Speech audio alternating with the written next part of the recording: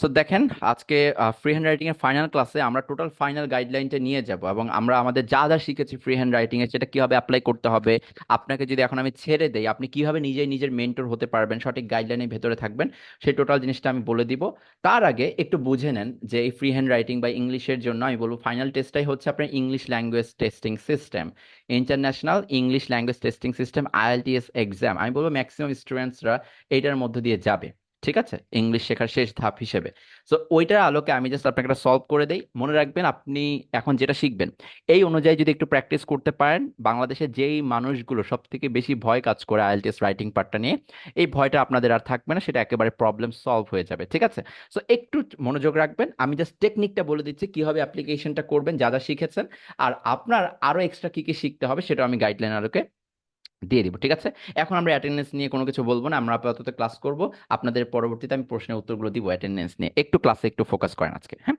আচ্ছা, প্রথম কথা হচ্ছে আমার এই লাস্ট ধাপটা হচ্ছে আইএলটিএস নিয়ে। যদি আইএলটিএস এর রাইটিংটা আমার হয়ে যায় তাহলে আমার অন্য কোনো রাইটিং নিয়ে প্রবলেম হবে না, আমি যে কোনো রাইটিং লিখতে পারবো, আমার রাইটিং পার্টগুলো আমার কমপ্লিট করতে পারবো। সো আইএলটিএস মানে হচ্ছে international English language testing system. International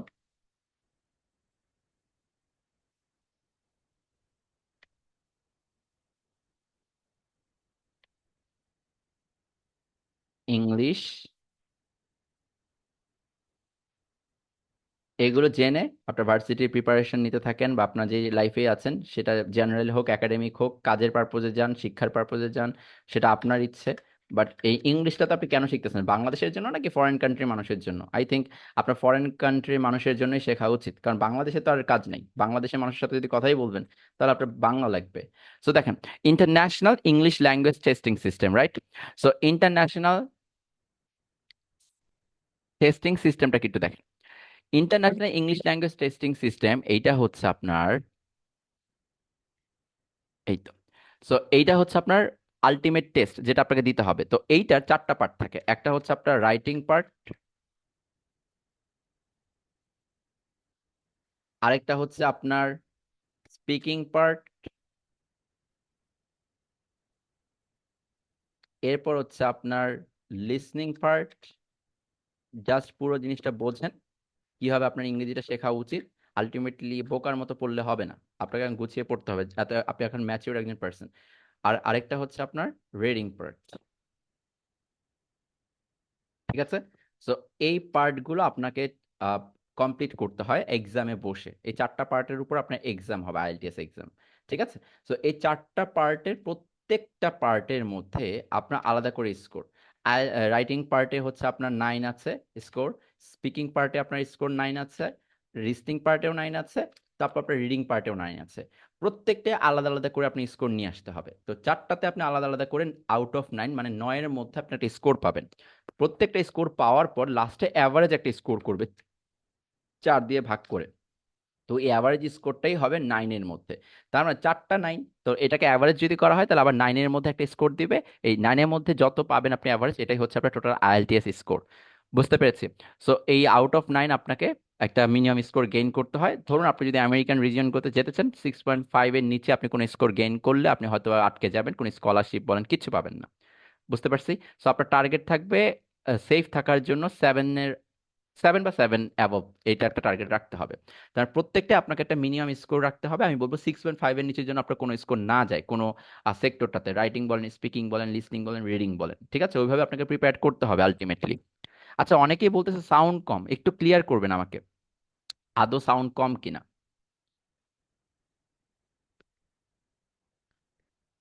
আচ্ছা, সো রাইটিং পার্ট হচ্ছে আপনার, ঠিক আছে ঠিক আছে, বুঝে গেছি, ঠিক আছে, থ্যাংক ইউ সো মাচ। তো রাইটিং পার্টে আমি যেটা বললাম সেটা হচ্ছে আমরা আজকে রাইটিং পার্টটা নিয়ে যেটা আলোচনা করবো, আমরা ফ্রি হ্যান্ড রাইটিং এর ক্লাসটা করেছি। সো এইবার আমাকে যেটা মাথায় রাখতে হবে যে রাইটিং পার্টটা আমরা কিভাবে কমপ্লিট করব, আমি নিজেকে কিভাবে প্রিপেয়ার করবো আমার এই আলটিমেট টেস্টার জন্য, যাতে করে আমার পরবর্তীতে কোনো প্রবলেম না হয়। আর সত্যি কথা বলতে কি, আপনি আইএলটিএস যখন দিতে যাবেন, আপনি বিভিন্ন আইএলটিএস কোচিং সেন্টারে ভর্তি হবেন, তখন আপনাকে আর বেসিক গুলো করাবে না, সেখানে আপনাকে হয়তো বা তখন বুঝিয়ে দিবে যে আসলে কিভাবে অ্যান্সারটা করতে হয়, এটাই করায়। সো আইএলটিএস আসলে ফুল ডিটেলস করানোর কোনো সময় থাকে না, আপনি 2 থেকে 3 মাস সময় হাতে নিয়ে আসেন এবং হয়তো বা বলে দেন যে আমাকে 2-3 মাসের মধ্যে রেডি করে দেন, তখন আলটিমেটলি আপনার নিয়মগুলো শিখতে, যে কিভাবে অ্যান্সার করতে হয় সেটা প্র্যাকটিস করে করে নিজের মধ্যে আনতেই 2 থেকে 3 মাস লেগে যায়, ঠিক আছে।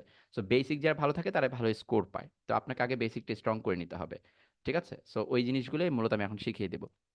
তো এখন রাইটিং পার্টে আমার হচ্ছে 9 এর মধ্যে স্কোর লাগবে এবং এটা নিয়ে মূলত এখন আমি কাজ করব। ঠিক আছে? সো এইবার আমি নিজেকে কিভাবে গোছাবো ফ্রি হ্যান্ড রাইটিং এর জন্য। মূলত আমার ফোকাস পয়েন্ট থাকবে আগে রাইটিং টাস্ক 2। দুইটা টাস্ক কমপ্লিট করতে হয় আইএলটিএস এক্সামে। ঠিক আছে? যেটাকে বলা হয় এসে। ঠিক আছে? এই এসে রাইটিংটা আপনাকে কমপ্লিট করতে হবে। এই এসে রাইটিং করাটা আপনাকে শিখতে হবে। সো এখন আমি যেটা শিখিয়ে দেবো এইভাবে নিজে নিয়মিত লেখার চেষ্টা করবেন। আমি আবারও বলতেছি, রাইটিং পার্টে আপনার 9 এর মধ্যে একটা স্কোর গেইন করতে হবে, নাম্বার 1। তারপর আপনার রাইটিং টাস্ক 2টাকে মাথায় রেখে নিয়মিত লিখার প্র্যাকটিস করতে হবে, একটু এসে রাইটিং করতে হবে। সো যে ভালো মতো এসে রাইটিংটা করতে পারবে, আমি যে প্যাটার্ন বলবো সেই রকম হিসাবে তার আলটিমেটলি ভালো একটা স্কোরের জন্য সে প্রিপেয়ার্ড হতে থাকবে ডে বাই ডে। ওকে, তো চলেন কিভাবে সেটা করা যায়, একটু ফন্টটা ছোট করে দিই। প্রথম কথা হচ্ছে, আপনি যে আইএলটিএস এক্সামে বসবেন, সেই আইএলটিএস এক্সামে আপনাকে রাইটিং টাস্ক মানে একটা এসে লিখতে হবে। তো আজকে আমি যে বলবো যে ফ্রি হ্যান্ড রাইটিং আপনি নাম্বার 1 নাম্বার 2 এরকম করে 5টা ক্লাস করেছেন। সো 5টা ক্লাসে আমরা সিম্পল সেন্টেন্সকে কিভাবে লং করা যায়, এই স্ট্রাকচার কিভাবে চেঞ্জ করা যায়, বিভিন্ন ধরনের স্ট্রাকচার, তারপর হচ্ছে আপনার বিভিন্ন স্ট্রাকচার সেন্টেন্স, সিম্পল সেন্টেন্সের পাশে আমরা কমপ্লেক্স সেন্টেন্স শিখেছি।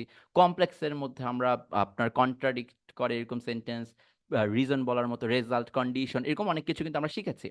আলটিমেটলি এটাকে আমার এসেতে দিতে হবে, এই নলেজটাকে আমার ফাইনালি অ্যাপ্লাই করতে হবে। সো এসে রাইটিং এটা অ্যাপ্লিকেশন করে আপনাকে দেখাতে হবে। মনে রাখবেন, আইএলটিএস এর রাইটিং টাস্ক 2 এর এক্সামটা আপনি একবারই দিতে পারবেন। 250 ওয়ার্ড এটা লিখতে হয়, একবারই লাইফে 250 ওয়ার্ড লিখতে পারবেন। আইএলটিএস এক্সামে বসার জন্য কিন্তু আপনার প্রায় 20,000 টাকার মতো দিতে হয়। ঠিক আছে? 20,000-এর উপরে আপনার টাকা দিতে হয় আইএলটিএস এক্সামে বসার জন্য, এক্সাম দিতে। সো আপনি যে এক্সামটায় 20,000 টাকা দিয়ে বসতেছেন, এই এক্সামে কিন্তু একবারই এই রাইটিং টেস্ট 2 দিতে পারবেন। একবার যদি আপনার মন মতো রাইটিং টেস্ট 2 দিতে না পারেন, আরেকবার রাইটিং টেস্ট 2 এর এক্সামটা দেওয়ার জন্য বা এসে লেখার জন্য আপনাকে আবার 20,000 টাকা দিয়ে বসতে হবে। জিনিসটাকে বুঝতে পারছেন? সো ফাইনালি হয়তো একটা টাস্কের উপর আবার দেওয়া যায়, নতুন নিয়ম করেছে, বাট আমি জাস্ট আপনাকে বোঝাচ্ছি আপনার মেন্টালিটিটা কিরকম হওয়া উচিত জীবনে। আচ্ছা, সাউন্ড কম শোনা যাচ্ছে? ওকে।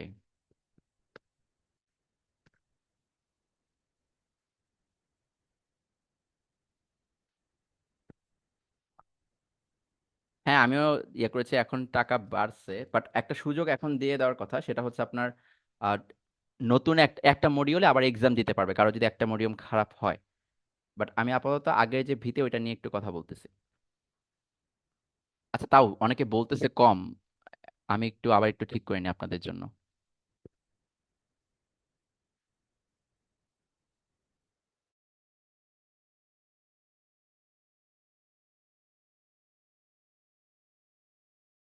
ওকে, সো যেটা বলতেছিলাম, যে এই ধরনের এসএস যদি আপনার কাছে আসে যে we are using mobile phone very much and it is harmful for the people, so do you think mobile phone is important, এখন আপনাকে একটা এসে লিখতে বলছে। এবার এসেটা আপনি কিভাবে লিখবেন? ফার্স্ট লাইনে উপরে যে কথাটা বলা আছে এটাকেই ভিন্নভাবে লিখতে হবে, ভিন্ন শব্দ অথবা ভিন্ন বাক্যের গঠন দ্বারা।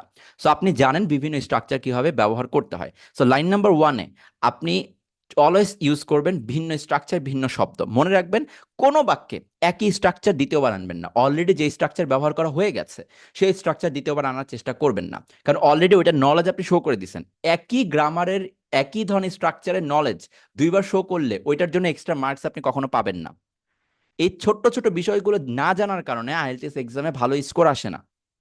আমি যেটা বোঝাতে পারছি আপনাদেরকে, তার মানে আপনাকে এই 250 ওয়ার্ডের মধ্যে আপনার গ্রামেটিক্যাল রেঞ্জ আর অ্যাকুরেসিটা শো করে দিতে হয়, আপনার পুরো লেক্সিক্যাল রিসার্চ শো করে দিতে হয়।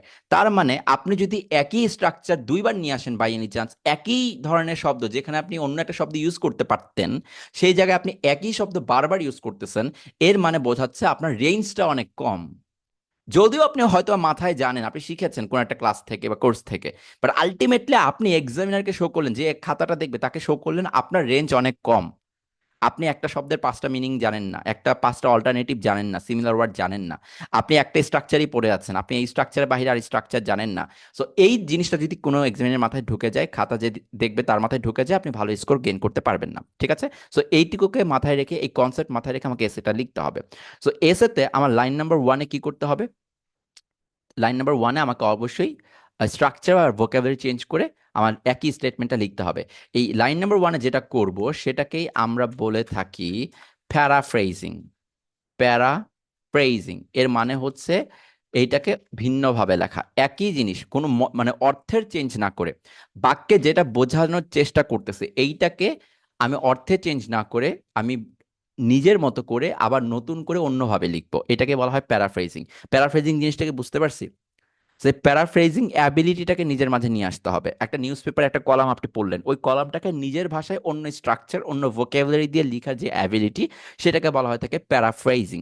এবং এই প্যারাফ্রেজিং এর অ্যাবিলিটি আপনাকে অবশ্যই থাকতে হবে, যদি না থাকে আপনাকে গেইন করতে হবে। ক্লিয়ার প্যারাফ্রেজিং এর ব্যাপারটা? আচ্ছা, সো লাইন ওয়ানে আমরা প্যারাফ্রেজিংটা শিখে নিলাম। এইবার আমার কথা হচ্ছে প্যারাফ্রেজিংটা শেখানোর জন্য মূলত এটা করেছি, আপনাকে এখন এসে লিখতে দিলাম। আপনার প্যারাগ্রাফ থাকতে হবে মিনিমাম চারটা। কয়টা প্যারাগ্রাফ থাকতে হবে? মিনিমাম চারটা। প্যারাগ্রাফ ওয়ান, তারপর হচ্ছে প্যারাগ্রাফ টু, তারপর হচ্ছে আপনার প্যারাগ্রাফ থ্রি, আর এটা হচ্ছে প্যারাগ্রাফ ফোর। এই মিনিমাম এই প্যারাগ্রাফগুলো আপনার রাখতে হবে এসের মধ্যে, তাহলে আপনার জন্য একটা ভালো স্কোর আসার পসিবিলিটি আছে। তার মানে আমি আপনাকে এই টপিকটা দিয়ে দিলাম, প্রতিদিন মনে করেন একটা করে টপিক আপনাকে আমি হোয়াটসঅ্যাপে দিয়ে দিলাম। আপনাদের কথা হচ্ছে এসে লেখা, এই হ্যাবিটটা গ্রো করতে হবে লাইফের ঝামেলা সলভ করার জন্য। সো প্রথমত আপনার paragraph one two three four করতে হবে, বাট প্যারাগ্রাফ ওয়ানের প্রথম লাইনে কি করতে হবে? প্যারাফ্রেজিংটা করতে হবে। প্যারাফ্রেজিং জিনিসটা কি বোঝালাম? যে অলরেডি আমাকে একটা বাক্য দিয়ে দিছে, we are using mobile phone very much and it is harmful for the people. এই বাক্যটাকে নিজের ভাষায় নিজের শব্দ দিয়ে নিজের নতুন স্ট্রাকচার দিয়ে আমি লিখবো, এটাকে বলা হয়ে থাকে কি? প্যারাফ্রেজিং। সো প্যারাগ্রাফ ওয়ান আমি এটা করব। প্যারাগ্রাফ ওয়ানটাকে আমরা বলে থাকি ইন্ট্রোডাকশন দেওয়ার জন্য। ইন্ট্রোডাকশন। এখন ইন্ট্রোডাকশনে কি করবেন সেটা শুনে নেন, তাহলেই হবে। জাস্ট এইটুকুকে মাথায় রাখেন, আজকে ক্লাসটা মাথায় রাখবেন, অনেক দিনের প্রবলেম সলভ হয়ে যাবে। যারা আইএলটিএস ক্লাস করেছেন তাদের ওই জিনিসটা বুঝতে পারবেন। সো দেখেন, সো আপনার কথা হচ্ছে প্যারাগ্রাফ ওয়ান আপনি কি করবেন? টপিকটার ইন্ট্রোডাকশনটা করবেন। ইন্ট্রোডাকশনটা কি করতে হবে? প্রথম লাইনে আমরা কি করব? উপরে যে লাইনটা দেওয়া আছে এটাকে প্যারাফ্রেজিং করে নিজের মতো করে লেখার চেষ্টা করব। ঠিক আছে? এরপর নিজের মতো করে যখন লিখে ফেলছেন, তারপরে চেষ্টা করবেন এই যে do you think mobile phone is important, এই প্রথমেই আপনাকে উত্তরটা একটু দিয়ে নিতে হবে। মিনিমাম যদি একটা প্রশ্ন থাকে, এখানে কি বলছে না যে আপনার মোবাইল ফোনটা ইম্পর্টেন্ট কিনা? যদি একটা প্রশ্ন থাকে, আমার কি বলছি, প্যারাগ্রাফ কয়টা লাগবে? টোটাল চারটা না? প্রথম যে প্যারাগ্রাফ সেটা হচ্ছে আপনার ইন্ট্রোডাকশনের জন্য, লাস্টের যে প্যারাগ্রাফ সেটা হচ্ছে কনক্লুশনের জন্য, মানে শেষ করার জন্য, শেষে কিছু কথা বলার জন্য। ঠিক আছে? তাহলে প্রথমে ইন্ট্রোডাকশন দিব, লাস্টে এটাকে কনক্লুড করব বা শেষ করব। মাঝখানে আর কয়টা থাকতেছে? দুইটা। এই দুইটা হবে আপনার আইডিয়ার যে ডেভেলপ করছেন বা আপনি যে আইডিয়ার কথা বলছেন, সেই দুইটা জিনিস এখানে উল্লেখ করতে হবে। তো কথা হচ্ছে আপনার এখানে যে প্রশ্নের উত্তর, do you think mobile phone is important, তাহলে কয়টা উত্তর দেওয়া যায় এখানে? একটা। হ্যাঁ, মোবাইল ফোনটা ইম্পর্টেন্ট। এখন আপনাকে যেটা করতে হবে, এইটার পক্ষে কিছু যুক্তি দিতে হবে। তাহলে মিনিমাম কয়টা যুক্তি লাগতে পারে, কে বলতে পারবে?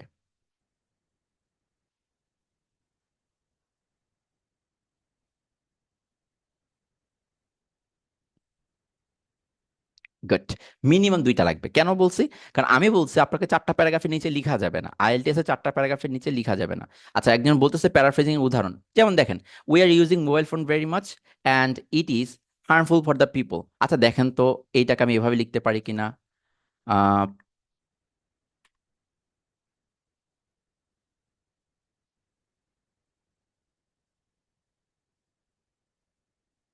ইউজিং মোবাইল ফোন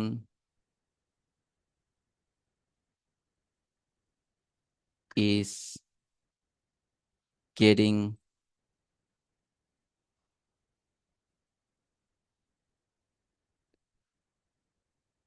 significant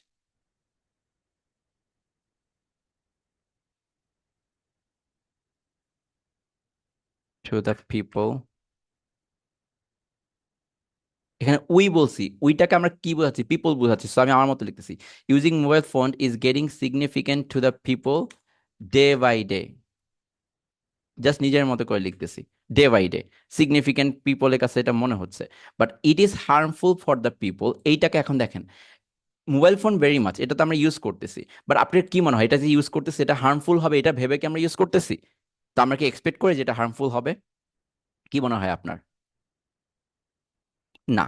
আপনার হার্মফুল কিন্তু আপনি জানেন না, এটা কিন্তু আপনি এক্সপেক্ট করেন না যে মোবাইল ফোন ইউজ করাটা হার্মফুল। সো আমরা কিন্তু, আমি মনে করতেছি আমার কাজে লাগতেছে এটার জন্য, বাট এটা হার্মফুল হচ্ছে। এটা কি নেগেটিভ কিনা? সো যদি নেগেটিভ হয় আমি কি মানে সরি, যদি এটা এক্সপেকটেশনের বাহির হয় তাহলে আমি কি ব্যবহার করতে পারবো বলছিলাম, মনে আছে? আপনি চাইলে একটা সেমিকোলন দিয়ে কি ইউজ করতে পারবেন? হাউএভার। ঠিক আছে? অলদো, যেহেতু আমি এখানে বাক্যটা লিখে ফেলছি, সো এখন আমি কি স্টার্ট করবো এখানে?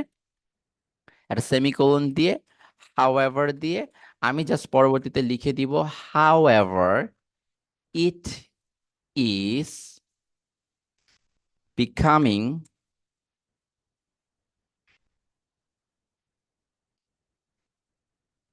বিকামিং দেওয়া দরকার নাই, ইট ইজ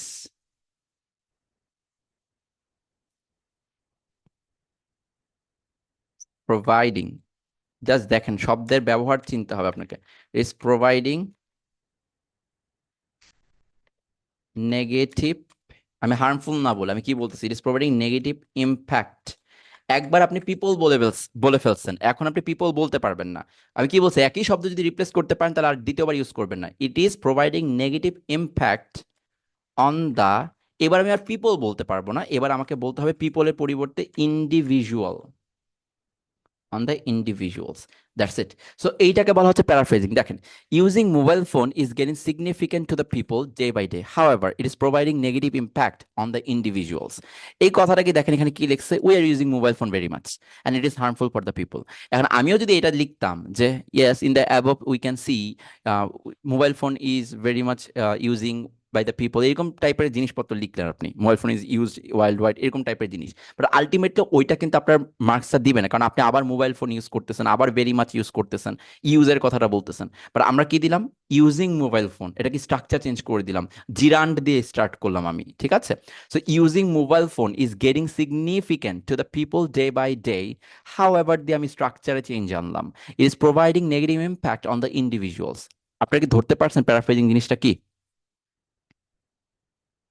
পুরোপুরি ক্লিয়ার প্যারাফ্রেজিং ব্যাপারটা? সো এইটা হচ্ছে নিজের মতো করে লেখা আর নিজের অ্যাবিলিটি। আপনি বলেন, যদি আমি উপরে লাইন দুইটা দিয়ে দিই, এই দুই লাইন যদি আপনি আবার রিপিট করতে হয়, এটা কি আপনার নলেজ নিয়ে আসলো কোনো এক্সট্রা? না। আপনার নলেজ শুরু করতে হবে পুরো 250টা ওয়ার্ডের মধ্যে।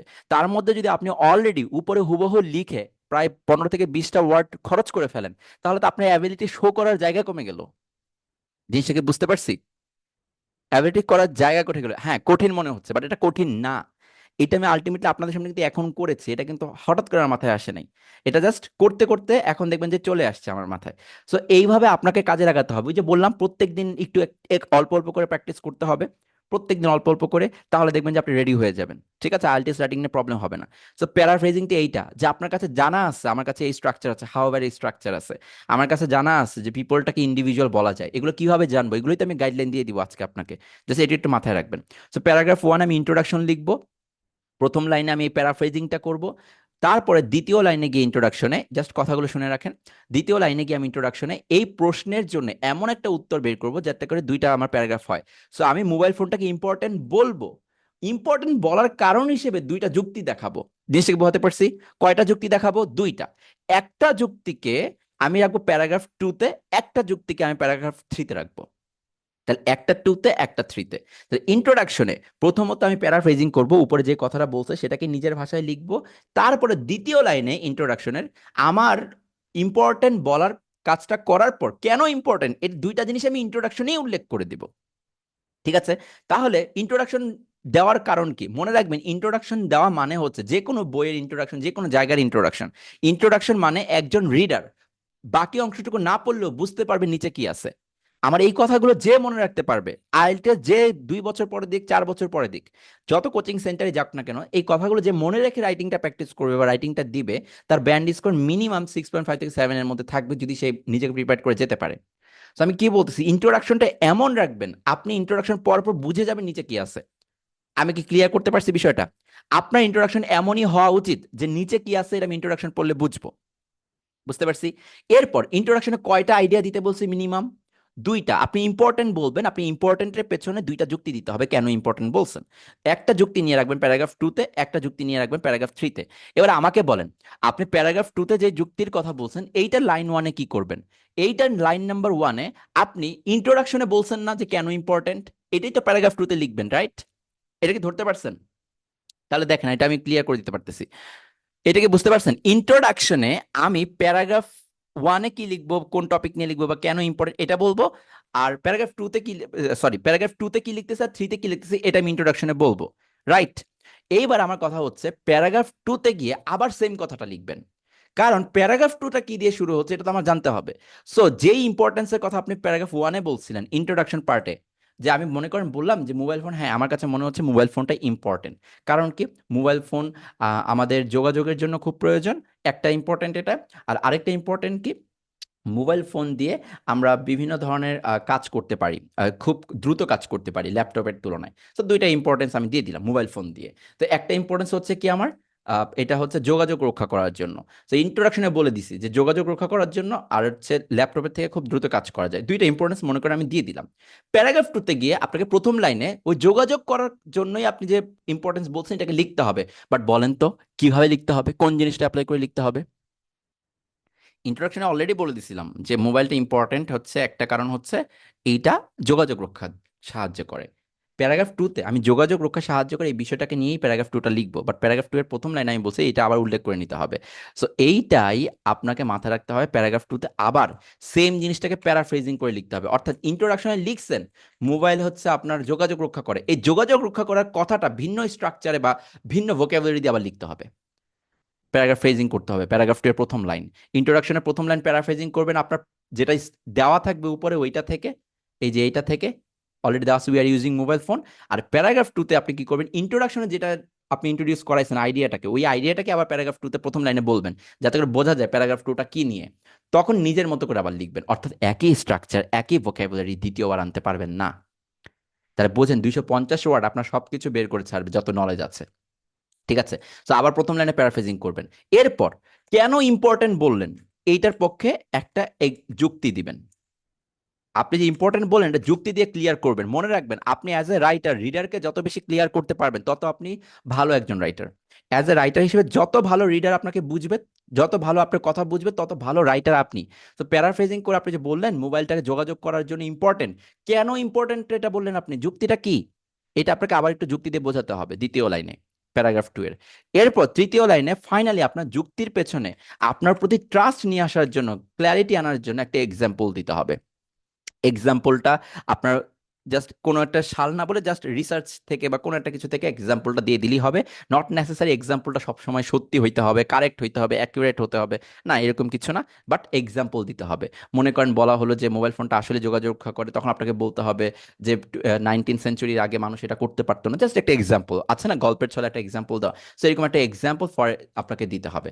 এইভাবে আপনি কাজটা করবেন। প্যারাগ্রাফ থ্রিতে সেম, আপনি বলছেন প্যারাগ্রাফ থ্রিতে আপনি দিবেন যে মোবাইল ফোনটা ইম্পর্টেন্ট, এবং মোবাইল ফোনের ক্ষেত্রে আপনি বলতে পারেন যে ল্যাপটপের থেকে দ্রুত সময়, তো প্যারাফ্রেজিং করে আবার এইটাকেই বলবেন, ল্যাপটপের থেকে আসলে দ্রুত সময় লাগে, প্যারাফ্রেজিং করবেন আবার প্রথম লাইনে। এখন বলতে হবে ল্যাপটপের থেকে যে দ্রুত সময় লাগে কেন লাগে, মানে এটার পেছনে যুক্তি কি, কেন আপনার কাছে এটা মনে হলো। আবার এটা এক্সাম্পল দিবেন যে আসলে দ্রুত সময় লাগতেছে, এরকম একটা এক্সাম্পল দেন যে এই ফাইলটা ইউজ করতে ওখানে বেশি সময় লাগে, এটা মোবাইলে তাড়াতাড়ি করা যায়। সো প্রথম কথা হচ্ছে প্যারাফ্রেজিং করেন, আপনার পেছনে যুক্তি দেন, যুক্তির পেছনে একটা এক্সাম্পল দেন, যেটা দেখে আমি আরো বেশি ক্লিয়ার হইতে পারবো।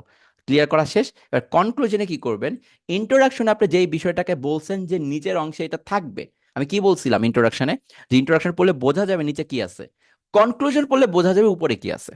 তার মানে ইন্ট্রোডাকশনের কথাগুলোকে আবার নিজের ভাষায় কনক্লুশনে লিখতে হয় আলটিমেটলি। এটা হচ্ছে বেসিক 4টা প্যারাগ্রাফের একটা প্যাটার্ন। এটা 5টা প্যারাগ্রাফ করতে পারবেন, বাট কথা হচ্ছে মিনিমাম 4টা রাখবেন। প্যারাগ্রাফ 4 আপনি অ্যাড করেন, আমার কোনো প্রবলেম নেই, প্যারাগ্রাফ 4 অ্যাড করে আপনি সেখানে একটা হার্মফুল জিনিস দিয়ে দিতে পারেন, যে মোবাইলে কিন্তু একটা হার্মফুল দিকও আছে, সো এটা আপনি অ্যাড করতে পারেন, সো এটা প্যারাফ্রেজিং করে আবার দিতে পারেন। সো এই জিনিসটা আপনাকে মাথায় রাখতে হবে। তাহলে আমার কথা হচ্ছে, যদি কখন আপনাকে কোনো টপিকে লিখতে দেওয়া হয় মিনিমাম কয়টা প্যারাগ্রাফ বানাবেন? 4টা প্যারাগ্রাফ, রাইট। সো 4টা প্যারাগ্রাফ বানাবেন। প্রথম কথা হচ্ছে প্রথম আর লাস্টটা হবে ইন্ট্রোডাকশন আর কনক্লুশন। ইন্ট্রোডাকশনে বলে দিবেন নিচে কি আছে, আর কনক্লুশনে গিয়ে বলবেন উপরে কি কি বলছেন। তাহলে দুইটা একই না মিনিমাম? ইয়াস, দুইটা একই। অলরেডি একটা নিয়ে কথা বলবেন, একটা নিয়ে কথা বলে ফেলছেন, এটাই হচ্ছে দুইটার বলার বিষয়। আর প্যারাগ্রাফ 2 বলেন 3 বলেন, আপনি চাইলে প্যারাগ্রাফ আরেকটা এক্সট্রা বাড়াইতে পারেন, এটা আপনার ইচ্ছা। কথা হচ্ছে আপনি নির্দিষ্ট সময়ের মধ্যে এই প্রশ্নের উত্তরটা দিতে পারতেছেন কিনা। Do you think mobile phone is important? ঠিক আছে, এটাকে আপনি এক্সপ্লেন করতে বললো। আমার কথা হচ্ছে পুরো জিনিসটা পড়ার পর আমি আপনার স্টেটমেন্ট সম্পর্কে ক্লিয়ার থাকবো, যে মোবাইল ফোনটা ইম্পর্টেন্ট মনে করেন কিনা, আসলেই মনে করেন কিনা। হ্যাঁ 5-6টা করা যাবে আয়শা আপু, কিন্তু জিনিসটা হচ্ছে 5-6টা করার টাইম আপনার আছে কিনা। ঠিক আছে, এটা লেখার জন্য হয়তো 1 ঘন্টা সময় পাবেন, আপনার যতটুকু সময়ের মধ্যে আপনি যেটা ইচ্ছে লিখতে পারেন, বাট মিনিমাম 4টা লিখতে হবে। এখন আপনি যদি প্যারাগ্রাফ 3-4 করে 5টা করতে গিয়ে যদি কনক্লুশন পার্টটাকে বাদ দিয়ে দেন, তাহলে কিন্তু অনেক বড় একটা ইম্পর্টেন্ট জিনিস মিসিং হয়ে যাবে। মনে রাখবেন ইন্ট্রোডাকশন আর কনক্লুশন, এটা আপনাকে টাচ করে যেতে হবে। যদি বড় করতে গিয়ে আপনি নির্দিষ্ট টাইমের মধ্যে কনক্লুশন না করতে পারেন শেষ, আপনার মার্কস কিন্তু অনেকটা কেটে যাবে। সো বি কেয়ারফুল, বেশি বড় করতে গিয়ে যেন মেইন পার্টগুলো শেষ না হয়ে যায়। তাই সময়ের উপর খেয়াল রাখতে হবে। আর আপনি একটা জিনিস জানেন, আইএলটিএস এক্সামটা এতটা স্ট্রিক্ট ভাবে নেওয়া হয়, আপনি তো আপনার পরিচিত স্যাররা থাকলে আপনি শেষ করতে বলার পর আপনি কলম চালিয়ে যে একটা দুটো শব্দ লিখতে পারেন। বাট আইএলটিএস এক্সামে, এক্সাম হলে, এক্সাম সেন্টারে যখন আপনি এক্সাম দিচ্ছেন, যদি স্টপ বলার পর একটাও দাগও দেন, আপনাকে সাইলেন্টলি এক্সপেল করে দেওয়া হবে। আপনাকে বলাও হবে না এবং আপনি রেজাল্ট পাবেন না। 20,000 টাকার উপরে যেই টাকাটা দিয়ে আপনি এক্সামটা দিচ্ছেন, এই এক্সামের রেজাল্ট আপনি পাবেন না জাস্ট একটা দাগ দেওয়ার জন্য স্টপ বলার পর। সাথে সাথে স্টপ করে দিতে হয় পেন। বুঝতে পারছেন? আর পুরো এক্সামটা আপনার পেন্সিল দিয়ে দিতে হবে। আপনার লেখা সব পেন্সিল দিয়ে লিখতে হবে। তো একটা দাগ দিলে আপনার পুরো শেষ। ঠিক আছে? কনক্লুশনে মিনিমাম কত ওয়ার্ড হতে পারে এটা ফ্যাক্ট না। ফ্যাক্ট হচ্ছে আপনি টোটালি 250 ওয়ার্ডে নিয়ে আসতে পারছেন কিনা। না, 250 ওয়ার্ডের বেশি হলে কোনো প্রবলেম নাই। আমি বললাম না আপনি যত ইচ্ছা লিখেন, বাট মিনিমাম 250 ওয়ার্ডস। আলটিমেটলি 100 ওয়ার্ডের 100টা, সরি, আলটিমেটলি 1 ঘন্টার জন্য 250 ওয়ার্ডই স্ট্যান্ডার্ড মনে করা হয়। কারণ অনেক ভেবে প্যারাফ্রেজিং করতে হয়, তো সো নিজের মতো করে সুন্দর করে লিখতে পারলে হয়ে যায়। 250 ওয়ার্ডই যথেষ্ট আপনাকে জাজ করার জন্য। এখন আপনি বলতে পারেন আমি লিখতে পারলে কিছু হবে কিনা, না কোনো কিছু হবে না, বাট মনে রাখবেন যদি আপনি 250 ওয়ার্ডে সব যাচাই করে দিতে পারেন, সুন্দর মতো লিখতে পারেন, রিভাইজ দিয়ে রাখতে পারেন, তাহলে আপনি কিন্তু ভালো একটা মার্কস পাবেন। কিন্তু বেশি লিখতে গেলে কিন্তু কিন্তু বেশি ভুল হওয়ার সম্ভাবনা বেশি। বেশি লিখা মানে বেশি গ্রামার নিয়ে আসা। সো বেশি গ্রামার যখন অ্যাডজাস্ট করতে যাবেন ভুল হতে থাকবে। আপনার কথা হচ্ছে 250 ওয়ার্ডে সেম স্ট্রাকচার না এনে, সেম ভোকাবুলারি না এনে, সুন্দর করে আমি আমার নলেজটাকে দেখিয়ে যদি দিতে পারি, তাহলে আমার এক্সট্রা লেখার কোনো দরকার নেই। ওই তারা 250 ওয়ার্ড লিখলেও যে জিনিসগুলো দেখবে, 350 ওয়ার্ড লিখলেও সেই জিনিসই দেখবে। কিন্তু 350 ওয়াট লিখলে ভুল করার সম্ভাবনা বেশি, ভুল বাক্য পাওয়ার সম্ভাবনা বেশি, আপনি জানা বাক্য ভুল করবেন তাড়াতাড়ি লিখতে গিয়ে। সো এইটা হচ্ছে আপনাকে জানতে হবে, ঠিক আছে? সো আইএলটিএস এই বেসিক গুলো যদি আপনার না থাকে তাহলে আপনার কঠিন হয়ে যাবে, ঠিক আছে? সো এই জিনিসগুলো জানা থাকতে হয়। সো প্যারাফ্রেজিং অ্যাবিলিটিটা আপনাকে ডেভেলপ করতে হবে অ্যাট এনি কস্ট। বুঝতে পারছি? সো এইটা হচ্ছে আইএলটিএস এর জন্য। এখন আপনার কাজ হচ্ছে কি জানেন, এই স্ট্রাকচারগুলোকে অ্যাপ্লাই করে কোনো না কোনোভাবে এটা শেখা। বুঝতে পারছি? সো প্রথম কথা হচ্ছে কি, এখন থেকে প্রথম লাইনকে নিজের মতো করে লিখতে হবে, পরে এটার পিছনে যুক্তি দিতে হবে, এর পেছনে এক্সাম্পল দিতে হবে। আপনি ফেসবুকে যাই লেখালেখি করেন, আপনার আইএলটিএস প্যাটার্নে লেখালেখি করতে হবে, কারণ ওটা standard pattern, Cambridge certified. So আপনাকে যেটা করতে হবে আজকের পর থেকে, যে বিষয় নিয়ে কথা বলেন না কেন, যে বিষয় নিয়ে নিজে যুক্তি দেন না কেন, প্রথম যুক্তি নিজের মতো করে নিজের বাক্য অনুযায়ী দিবেন। মানে কি বলতে চাচ্ছেন এটা প্রথম বাক্যে বলে দিবেন। দ্বিতীয় বাক্য ওইটার পেছনে একটা যুক্তি দিবেন। এবং তৃতীয়ত ওইটার পেছনে একটা এক্সাম্পল দিবেন। মনে থাকবে এটা? শুধু আইএলটিএস না, সব জায়গায়, সব জায়গায় একটা লাইন দিবেন স্টেটমেন্ট, ওই লাইনের পেছনে যুক্তি, তারপরে এক্সাম্পল। একজন ভালো রাইটার এই জিনিসটাই মেনটেন করে এবং তার প্রতি ট্রাস্ট চলে আসে। জিনিসটাকে বোঝাতে পারছি সবাইকে এটা? আচ্ছা, যদি বুঝে থাকি তাহলে এবার আরেকটা কাজ করি।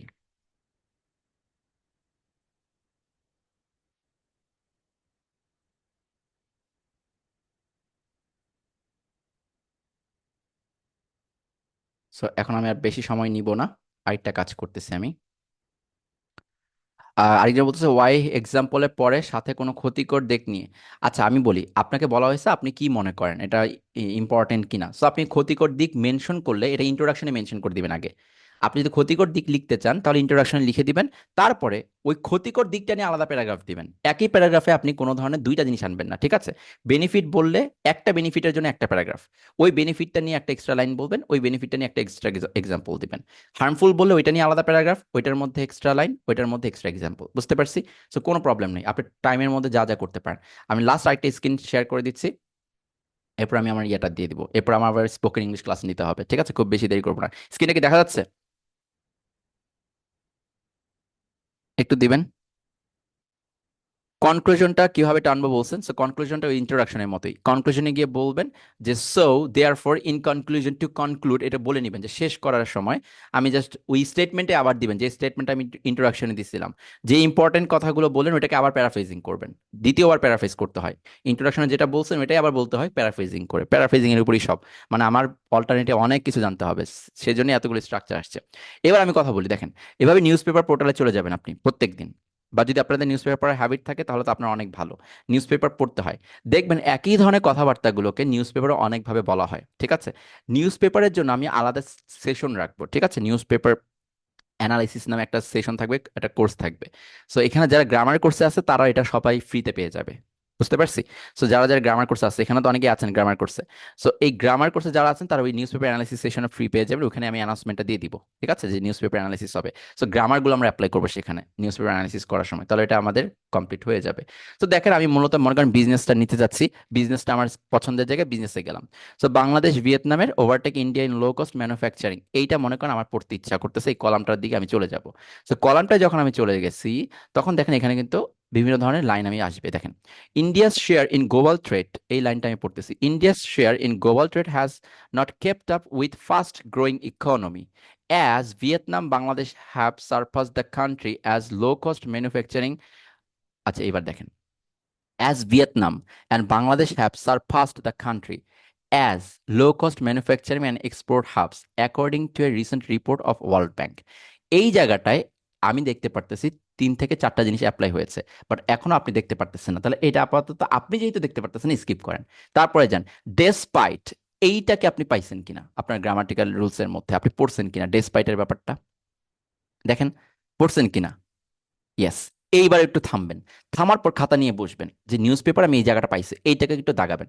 Despite India's rapid economic growth, ডেসপাইটের পর নাউন দিছে কিনা। Yes, India's rapid economic growth একটা সাবজেক্ট দিছে।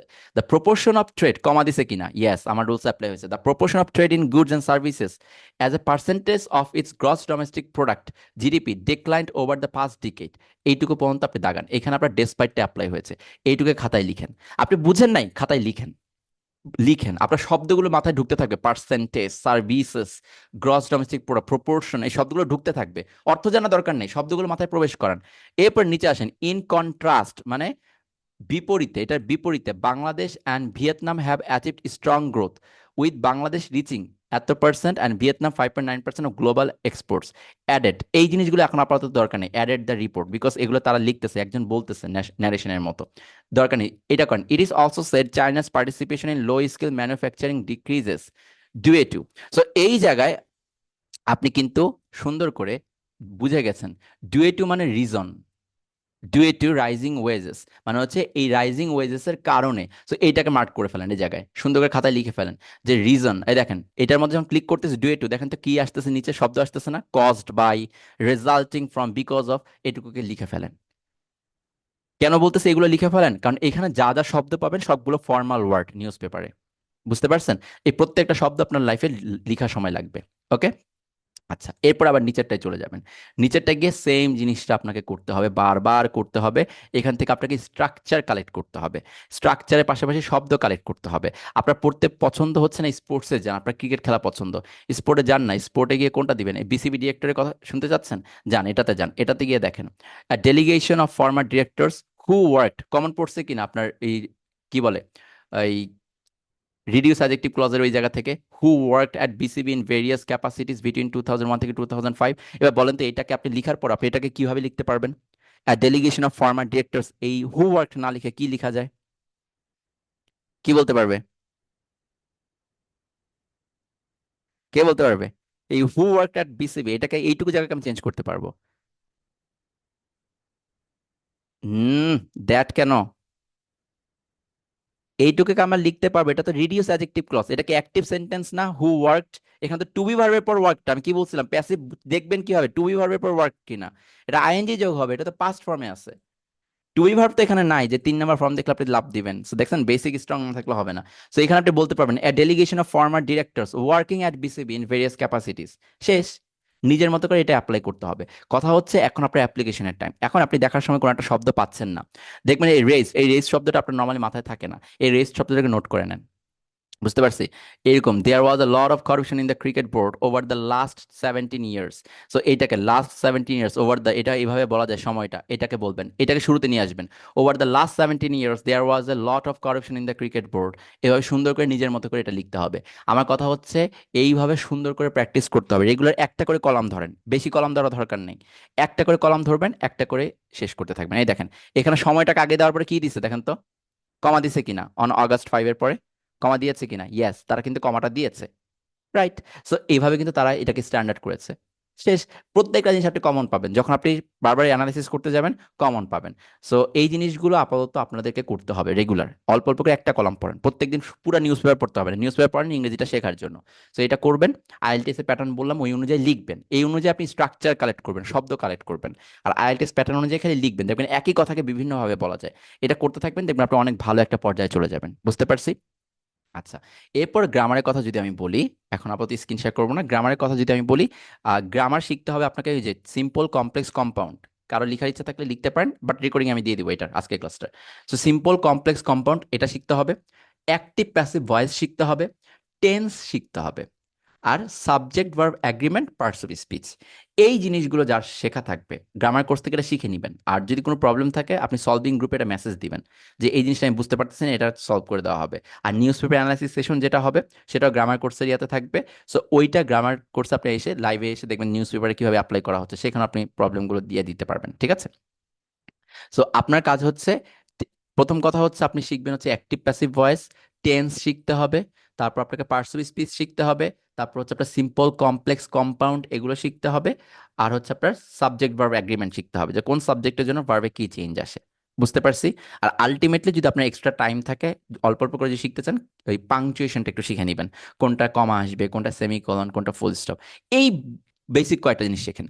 এইগুলো শিখে ফেললে আপনার আইএলটিএস এ এতটা বাধা থাকবে না। বুঝতে পারছি? কারণ আমি আপনাকে যে ফ্রি হ্যান্ড রাইটিং স্ট্রাকচার শিখিয়ে দিয়েছি, ওই স্ট্রাকচারটা মেনটেন করেন। আর ওই গ্রামারগুলোর দিকে একটু নলেজটা রাখেন, যাতে করে ওই স্ট্রাকচারে অ্যাপ্লাই করতে গিয়ে যেন আপনার কোনো প্রবলেম না হয়। এরপর আপনি নিজের মতো করে কমপ্লিট করতে থাকেন। বুঝতে পারছি সবাই? সো এই কাজটা আপনারা করেন, দেখবেন যে ভালো একটা জায়গায় চলে গেছেন। ঠিক আছে? আচ্ছা, এবার আমি বলি আপনাকে, ফ্রি হ্যান্ড রাইটিং এর ক্লাস করার পর আপনার আমি সবকিছুই বলি বন্ধে, আমি যা যা করছি। আর একটু আপনাদেরকে দেখাবো আমি। সার্টিফিকেটের জন্য আমি একটা কাজ করে দিচ্ছি, একটু মাথায় রাখেন, স্পষ্টভাবে শোনেন। সার্টিফিকেটের জন্য আমি এখন লিংক দিব আপনাদেরকে, আমি আবারও বলতেছি, সার্টিফিকেটের জন্য আপনাদেরকে আমি ফর্ম দিব। যারা শুধুমাত্র 6টা থেকে 4টা ক্লাস করেছেন, শুধুমাত্র তারাই ফর্ম ফিল আপ করবেন। স্পষ্ট হয়ে বলতেছি, কথাটা ভালো করে শোনেন। যারা